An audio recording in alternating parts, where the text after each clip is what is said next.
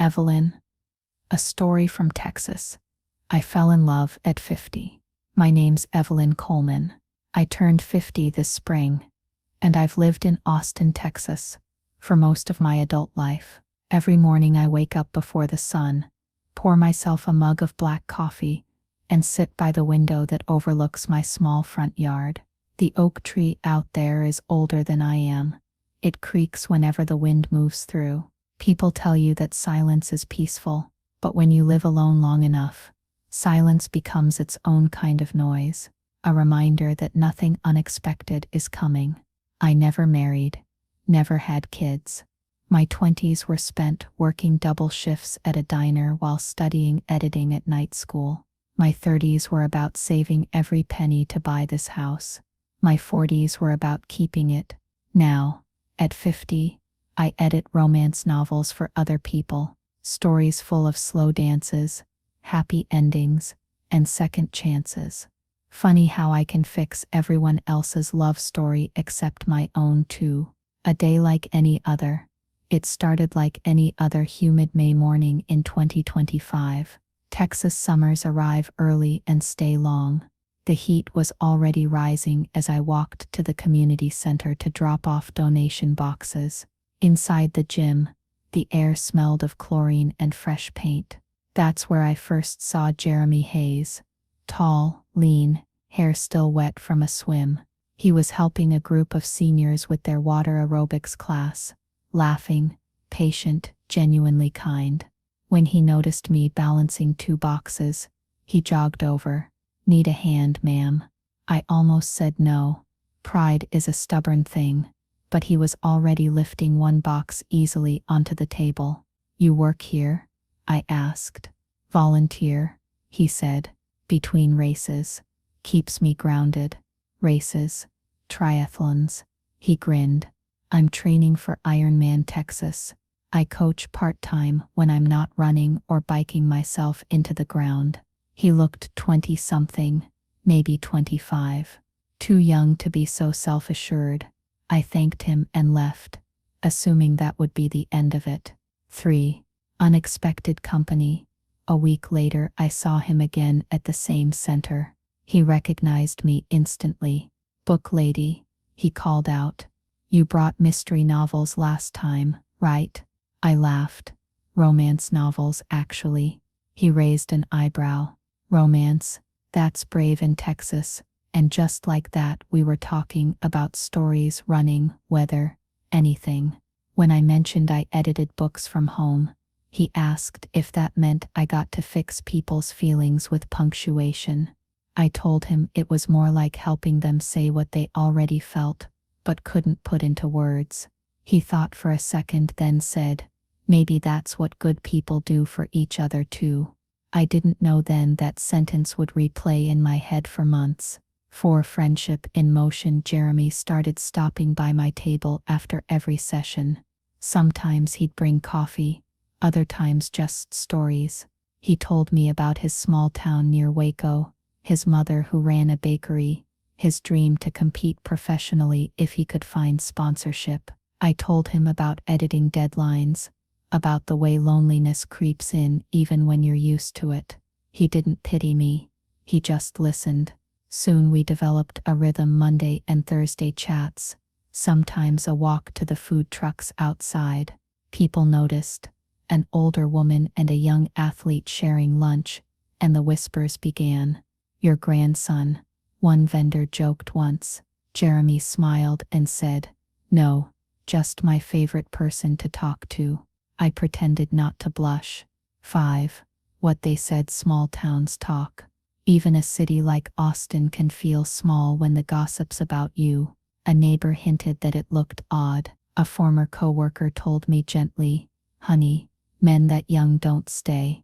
I'd nod politely, go home, close the door, and wonder why I cared what anyone thought. But I did. Decades of behaving properly don't disappear overnight. One evening I told Jeremy, "People think I'm foolish." He shrugged. "Then let them. They don't know you. But you're 25, and you're 50. That's math, not morality," he said. "You make me feel steady." Isn't that what matters? I had no answer, only a feeling, warmth wrapped in fear. 6. Money trouble. That summer, the publishing house I freelanced for merged with another company. Suddenly, half my contracts were on hold. My savings shrank fast. The mortgage, property tax, utilities, all waiting in a line I couldn't ignore. I took extra editing gigs at lower pay, skipped dinners out, stopped using the AC even in July heat. I told no one. Then one afternoon, Jeremy dropped by unannounced with iced tea and noticed the stack of unopened bills. "Ev," he said quietly, "you in trouble?" "I'm fine. You're sweating in your own house and it's 100 degrees. I tried to laugh it off, but he didn't move until I admitted the truth. He offered to help. "I've got savings from races, sponsorship money, small but enough. Let me." "No." My voice was sharp. "I won't be your charity project." He looked hurt, then nodded slowly. "Okay, but you're not alone, remember that." When he left, I cried, not because of the bills, but because I realized I'd rather struggle than feel indebted to someone who cared about me. 7. The storm. August brought the kind of storm Texas is famous for. Lightning like camera flashes, thunder rolling for miles. Power went out across the block. Jeremy showed up soaked, carrying flashlights and sandwiches. Figured you might not want to sit through it alone. We spent the night on the couch, listening to rain hammer the roof. He told me about losing his dad at 12, about how storms always scared him then. Without thinking, I reached for his hand. "You're safe here." He smiled, small and tired. "Funny, that's what I was about to tell you." When the storm passed near dawn, something between us had shifted. 8. Between worlds. After that night, our friendship softened into something unnamed. He'd brush a raindrop from my hair, linger too long when handing me coffee. Still, we avoided labels. One Sunday while walking the trail near Lady Bird Lake, he said, "You ever think some souls meet late on purpose, like life needed us to learn other things first?" I said, "Maybe, but the world doesn't always like late arrivals." He kicked a pebble into the water. "Then we'll just be unfashionably happy." 9. The letter. By October, my financial problems worsened. The bank mailed a notice, "Mortgage delinquent, final warning." I hadn't told Jeremy everything, but he found the letter when he stopped by to feed my cat while I was out editing at the library. When I returned, he was pacing. "You're 3 months behind. Why didn't you tell me?" "Because it's my mess." He pressed the paper into my hands, then let me be part of it. I wanted to argue, but exhaustion won.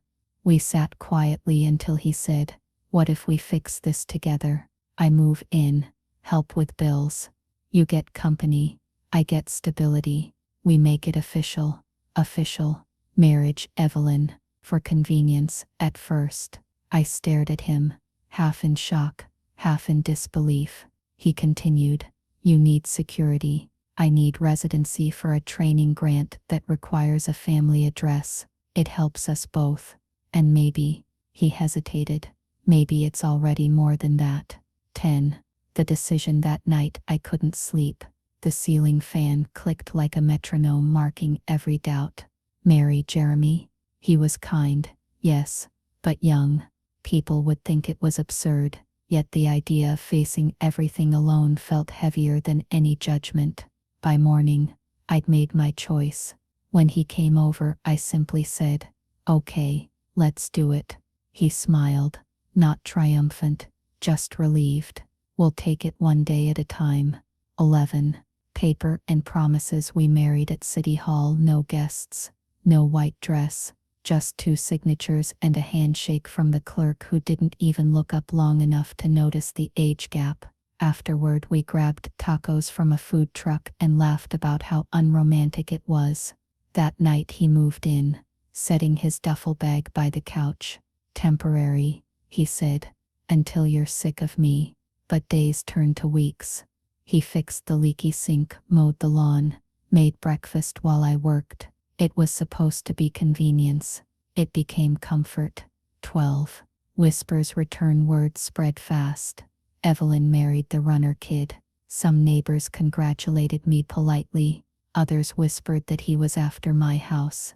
My own sister Carol called to say, "Ave, people your age should be careful. Men like that." I hung up before she could finish. That night Jeremy found me crying in the kitchen. "Let them talk," he said, wrapping a towel around my shoulders. "We know the truth." He kissed my forehead, the first kiss between us since the courthouse, and in that simple touch I realized whatever this started as, it had quietly become love. 13. Cracks in the comfort. The first months of our marriage felt like borrowed sunshine. Jeremy trained in the mornings, edited sponsorship proposals in the afternoons, and came home smelling of sweat and fresh air. I kept editing novels, my keyboard clattering like distant rain. But comfort has a quiet cost. Every bill I paid reminded me why we had started this arrangement, and I hated that. I wanted it to be love, not logistics. One evening I snapped, "I don't want to owe you for this house." He looked up from the couch. "Ev, we're a team. You don't owe me." "I do," I said. "I married you because I needed help." He stood, crossed the room, and placed his hand over mine. "Then let me help. It doesn't have to be guilt. It can just be kindness."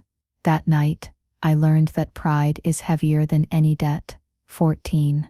Pressure from both sides. When Jeremy's sponsorship contract came through, reporters wanted interviews. One asked, "Is it true you're married to a woman twice your age?" He smiled. "True. She's also twice as wise." The clip went viral locally. Suddenly, strangers had opinions. Some called him a hero. Others called me names I won't repeat. My sister sent the link and wrote, "You're embarrassing yourself."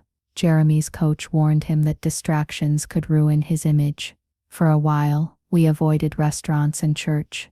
We stayed home, cooking simple meals, watching movies with the volume low. We pretended the world outside didn't exist, but it always does. 15. Losing the house. The bank's patience ended that winter. Even with Jeremy's help, my income wasn't enough to catch up on interest. We met with the loan officer, gray suit, practiced smile. "I'm sorry, Mrs. Hayes," he said. "We'll need to proceed with foreclosure." I sat perfectly still while Jeremy argued numbers and appealed deadlines. When we walked out, snow was starting to fall, rare in Texas. Jeremy said, "We'll find something smaller." But I couldn't answer. That house had been my proof of survival, my independence. Losing it felt like erasing years of my life. We found a modest apartment near the river. I told myself, walls are just walls. Still, the first night there, I cried into a pillow until dawn. 16. Jeremy's injury. The next blow came 3 months later. During a qualifying triathlon, Jeremy slipped on a wet curve and fractured his ankle. The doctor said, "No competition for at least 6 months." He tried to laugh it off, but I saw the pain, not from the bone but from the pause. Athletics had been his heartbeat. He spent days staring at the ceiling, scrolling through videos of other athletes. I sat beside him reading manuscripts, pretending not to notice the tears he blinked away. One night he whispered, "Maybe this is life's way of telling me to slow down." I said, "Or to look sideways instead of forward." He smiled faintly. "Sideways? Toward you? Toward us?" I said. 17. Finding work together to keep busy. Jeremy helped me with my editing jobs, formatting, proofreading, even writing short blurbs. He was surprisingly good at it. When one client emailed praise, I teased, "Maybe you should start a career in publishing." He laughed. "Too many sitting hours." My legs would protest. Still, he began freelancing small writing gigs under his name. Watching him discover another kind of strength made me proud in a way racing medals never had. We built a rhythm again. Coffee at dawn, work through noon, a walk by the river at dusk. The world had shrunk, but it finally fit us. 18. Family visit. In spring, Carol visited for the first time since our wedding. She walked into our apartment, scanning the modest furniture, and Jeremy's bike leaning against the wall. "So this is married life," she said. "Does he at least treat you well?" Before I could answer, Jeremy came in with groceries. He smiled and offered to make dinner. Carol watched him cook, watched the easy way he moved around me, the quiet glances we shared. By dessert, she sighed. "He's better than the last 3 men I dated." After she left, I hugged him. "You converted one non-believer today," he whispered. "One down, a few billion to go." 19. A letter from the bank months later, an envelope arrived. Property restoration program approval. Apparently, Jeremy had applied for a refinancing plan in my name months earlier, quietly appealing to a local charity fund. Tears blurred the words. "You did this without telling me." He shrugged. "I wanted to give you back what you built. We didn't get the old house, but the grant allowed us to buy a small cottage on the city's edge. It wasn't big, but it was ours. We painted the walls pale yellow." He carved a wooden sign for the porch. "Home isn't a place, it's a person." 20. The wedding that came late one Sunday morning. I woke to find Jeremy kneeling by the bed with a small ring made of braided silver wire. "We never really had a wedding," he said. "Want to have one now?" We held a picnic by the river, just us, Carol, his mother, and a few friends. The preacher read a short blessing. Jeremy promised laughter. I promised patience. When he slipped the ring on my finger, I felt 50 years of waiting dissolve into one moment of belonging. 21. Peace and persistence. That year, everything settled. His ankle healed. My work grew. We lived simply: farmers' markets on Saturdays, pancakes on Sundays, slow dancing to old records on the porch. Sometimes I caught people staring when we held hands in public, but I didn't care anymore. I had already fought for peace. I wasn't giving it back. Once he said, "If anyone asks, tell them I'm the lucky one," and I believed him. 22. The accident. It was autumn again. Jeremy was cycling to meet a group for a charity ride. 10 minutes after he left, my phone rang. A stranger's voice. "Ma'am, there's been an accident. Time fractured." I remember sirens, white walls, the sterile scent of hospital corridors. He was unconscious but alive when I reached him. Machines beeped steadily. His hand was cold in mine. The doctor spoke gently. "Severe head trauma. We're doing everything we can." I whispered into his ear, "Jeremy, if you can hear me, remember, you're loved, always." Hours blurred. At dawn, the beeping slowed. One long tone filled the room. 23. After the silence, grief is strange. It doesn't shout, it lingers. For weeks I moved through the house like a ghost. His shoes by the door, his mug in the sink, the bike helmet on the chair, tiny echoes of a life that ended too soon. Friends came with casseroles, Carol stayed 2 nights, but mostly it was just me in the quiet again. I kept editing manuscripts. One day, a line in a client's story stopped me. "Love doesn't end, it changes address." I closed my laptop and whispered, "You hear that, Jeremy? You just moved next door to heaven." 24. Letters he left months later. While sorting his desk, I found a small box labeled "For Eve, when I'm gone." Inside were envelopes, 12, one for each month of the year.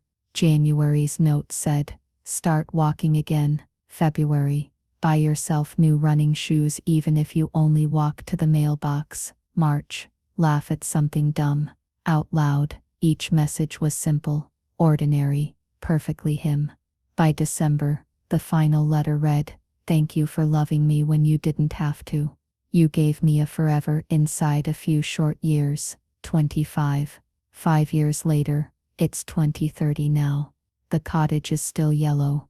The porch sign still reads, "Home isn't a place, it's a person." I volunteer at the same community center where we met. Sometimes young athletes ask if I knew Jeremy Hayes. I tell them, he was the best man I ever knew. At night, I sit on the porch with a cup of tea, watching stars gather like old friends. I don't feel lonely anymore. I feel accompanied by memory. 26. Final thoughts. If you told me at 40, or even 49, that I'd marry a man half my age, I would have laughed. But love doesn't consult calendars. It just shows up and asks if you're brave enough to answer. Jeremy taught me that stability isn't walls or savings, it's trust. He gave me laughter, patience, and a sense of home I'd never known. He's gone, but every morning when sunlight touches his carved sign, I whisper, "I'm still here, love. My name's Evelyn Hayes." I fell in love at 50, and even though life took him sooner than I wanted, it gave me something most people never find: peace that stays.